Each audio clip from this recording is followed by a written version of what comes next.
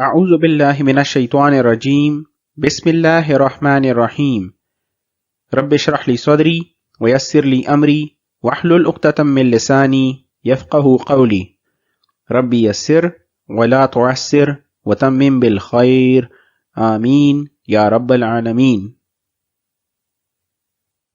In this lecture, we will study the pronunciation rules for al. We will also study the pronunciation rules for Hamzatul Wasl.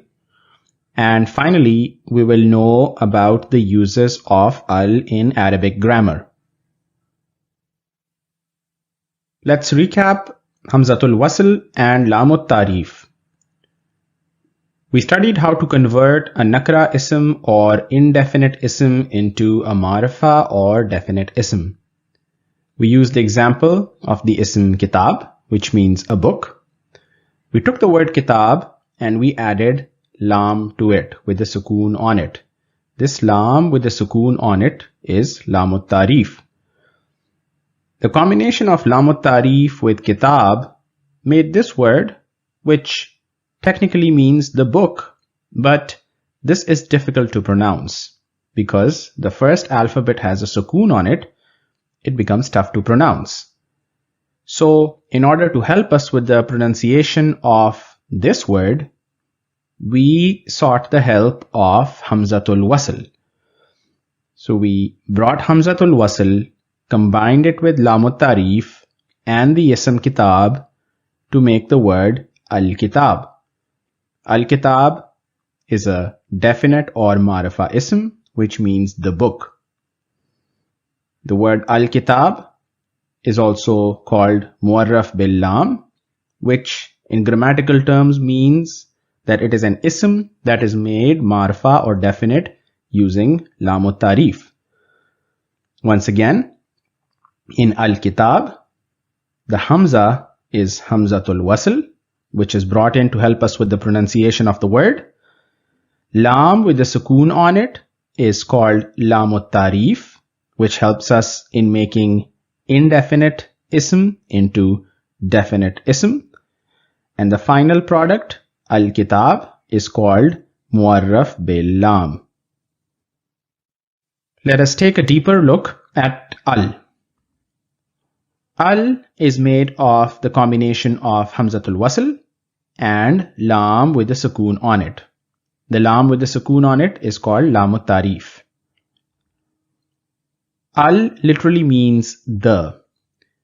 So if we take the word kitab as an example, kitab means a book, meaning that it is referring to any book.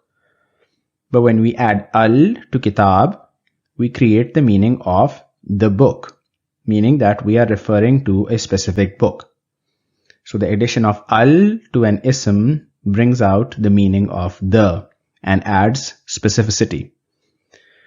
Another example is if we say close a door, we might be referring to any door. But if we say close the door, we are referring to a particular door that needs to be closed. There are more uses of al in Arabic grammar as well, which inshallah we will be discussing in subsequent sections. Let's do some practice of the use of al. The first example is qalam. Qalam means a pen, and the addition of al to qalam makes al-qalam or the pen. The next word is haq, which means truth, and the addition of al to haq makes al-haq or the truth. Kursi is the third example, which means a chair, and the addition of al to kursi makes al-kursi or the chair. In the second column, we have the word zikr, which means remembrance, and the addition of al to zikr makes az-zikr. Zakah is the next word, and the addition of al to zakah makes az-zakah.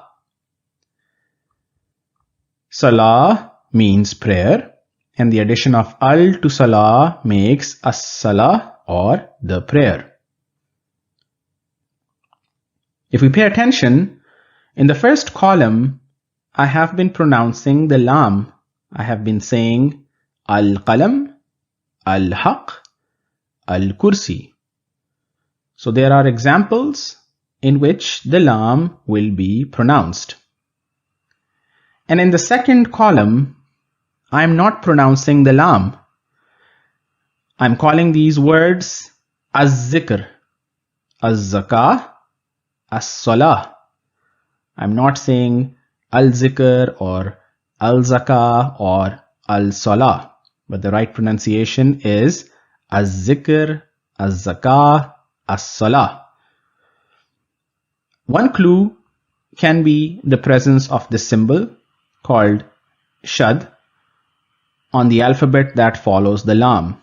So we see it here, we see it here, and here. And furthermore, there is no presence of sukoon on the lam as well. So there are some clues that can help us whether or not to pronounce the lam in these words. But what about examples of words where we do not get the clues? If we are reading the Arabic text and we come across a word where there is no shad or there is no clear indication if the lam has a sukoon on it or not, what will we do? Will we take this word and pronounce it as al-rajul, or are we going to pronounce it as ar-rajul? The question is, when do we pronounce the lam in al and when do we not pronounce the lam in al?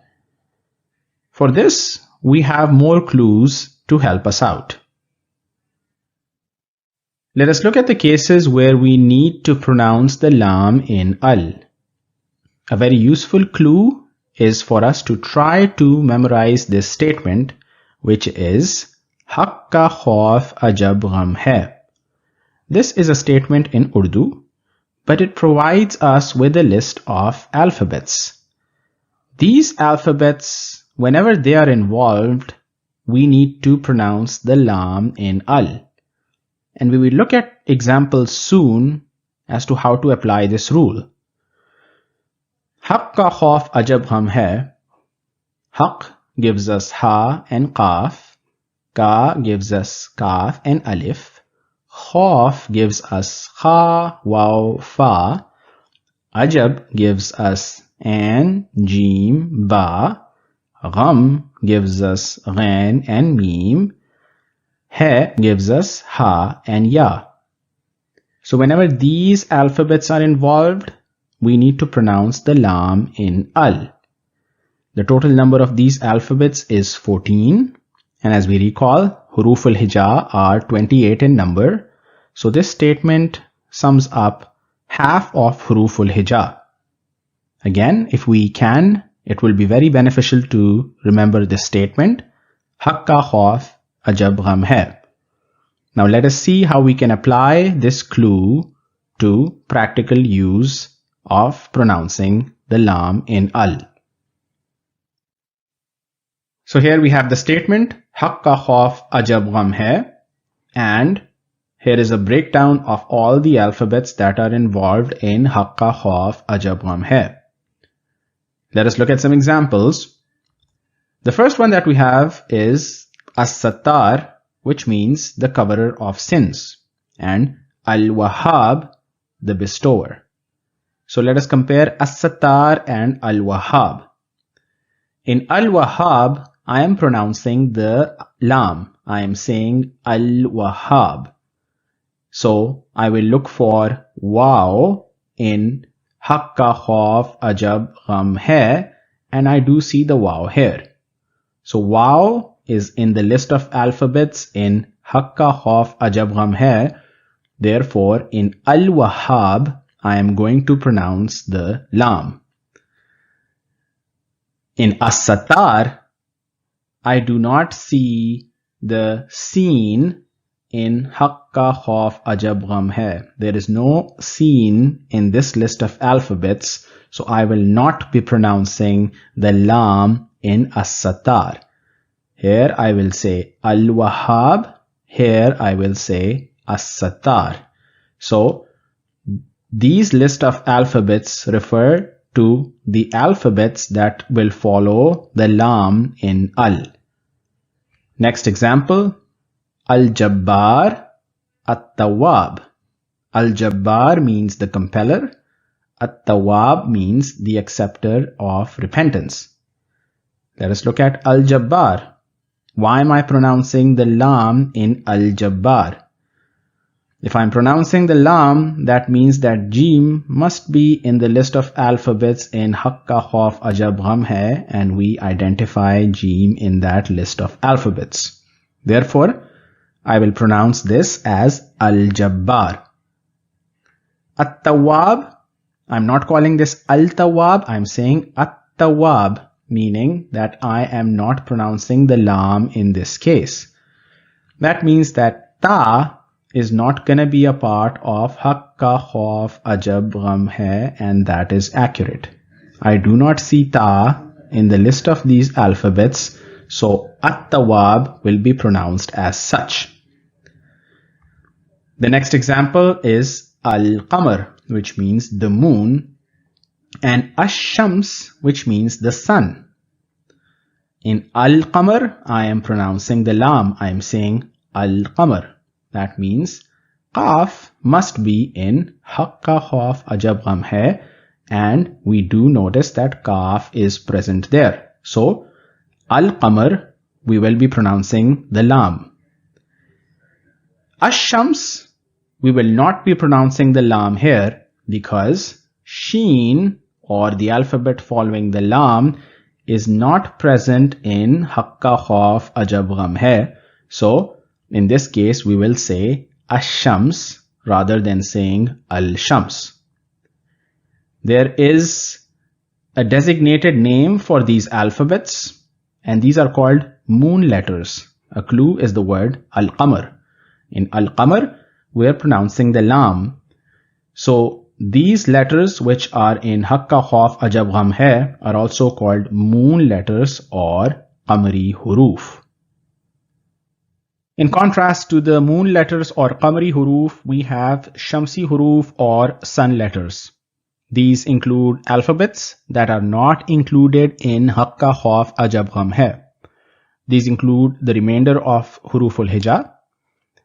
These include alphabets Ta, Sa, Dal, Zal, Ra, Za, Sin, Sheen, Swad, Duad, Twa, Zwa, Lam, and Noon.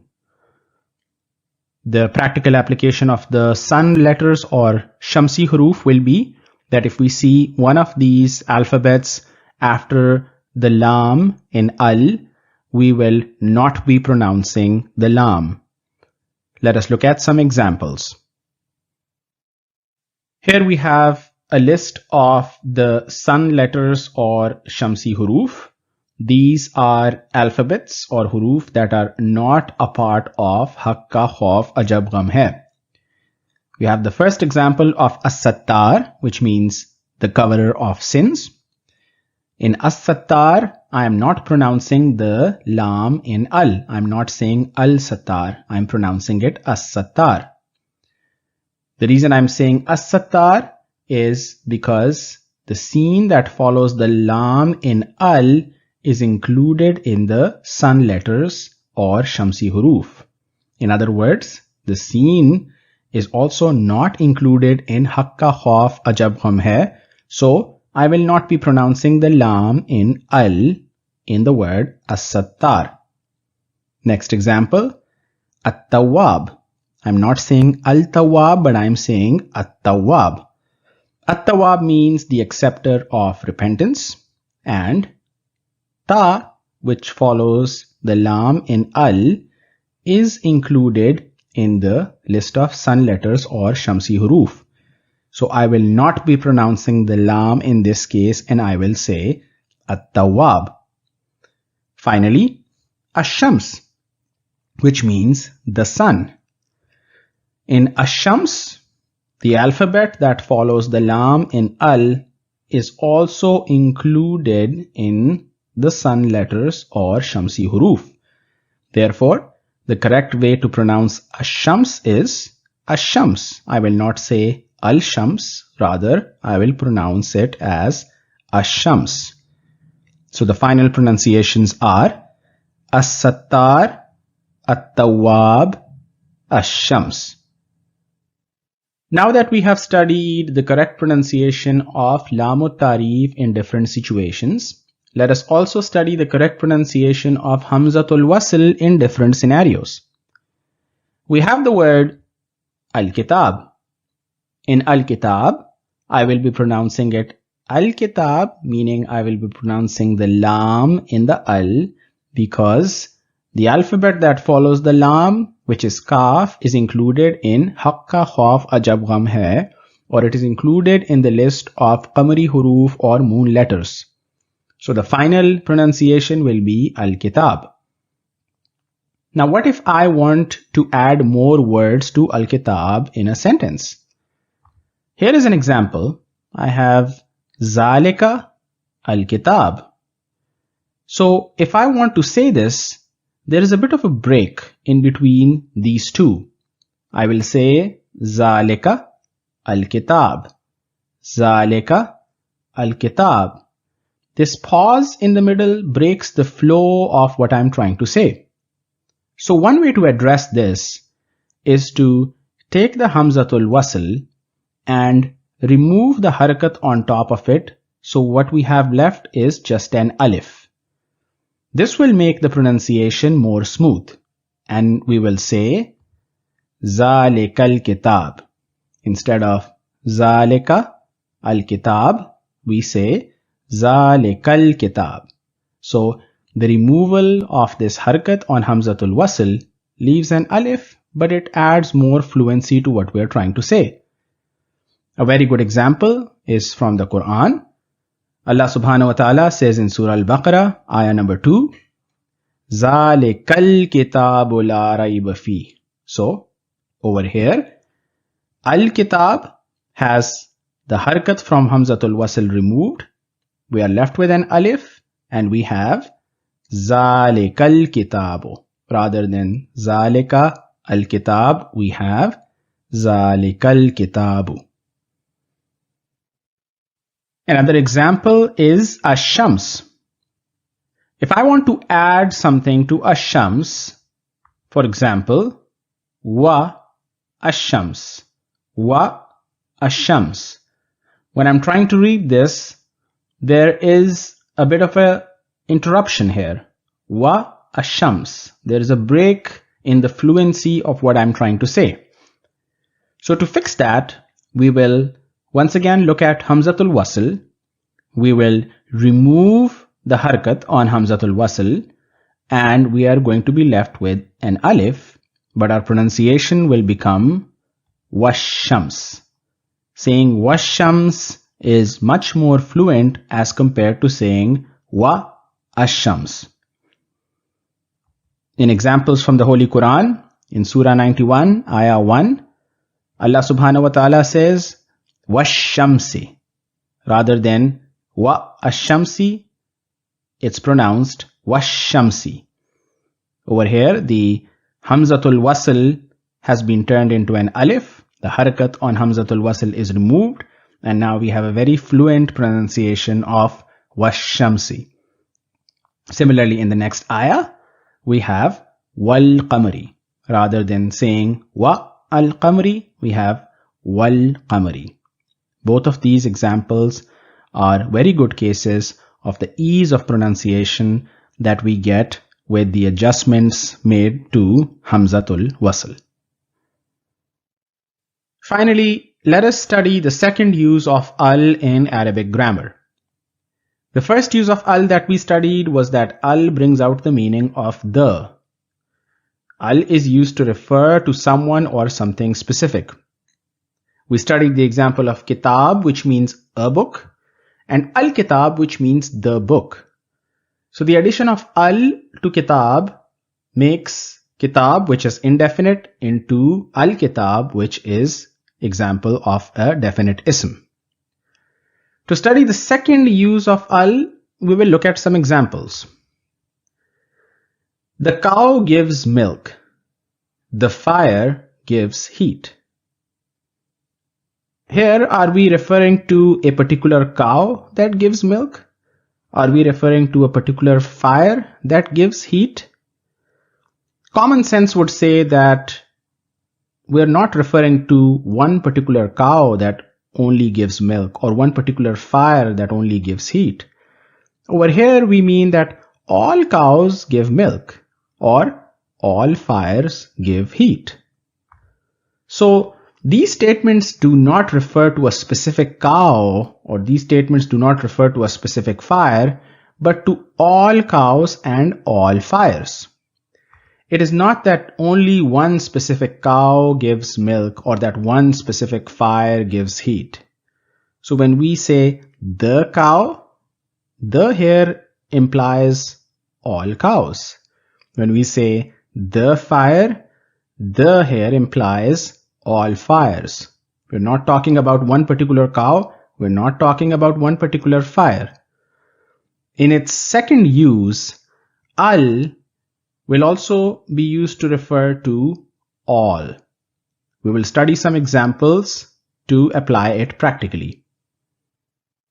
So the first use of al is that it is used to refer to someone or something specific. Al creates the meaning of the in this situation. The second use of al is that it is used to refer to all. Let us look at some examples from the Holy Quran. Allah subhanahu wa ta'ala says in Surah Al-Fatiha, Alhamdulillahi Rabbil Alameen. Alhamdu means all praise. Alhamdulillahi Rabbil Alameen. All praise is for Allah, Lord of the worlds. Al in Alhamdu does not mean the.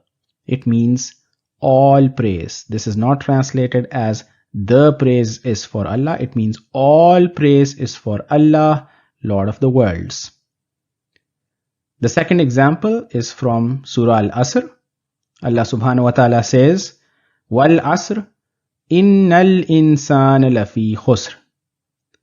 Al-insan in this case means surely all humanity is in grave loss. The ayah is not referring to just one human being. It refers to all of humanity. So depending on the context, al will either be used to create the meaning of the, or it will be used to refer to all. سبحانك اللهم وبحمدك أشهد أن لا إله إلا أنت أستغفرك وأتوب إليك.